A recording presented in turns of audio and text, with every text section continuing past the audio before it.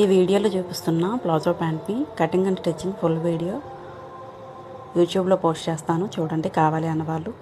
First మనం 2.5 metres క్లాత్ని ఇలా కోన్ షేప్లో మార్కింగ్ వేసుకొని, నడుము లూజు 35 ఇంచెస్ వచ్చిందిగా దాన్ని 4 భాగాలు చేసి 8.5 ఇంచులకి ఇలా మార్కింగ్ వేసుకోవాలి.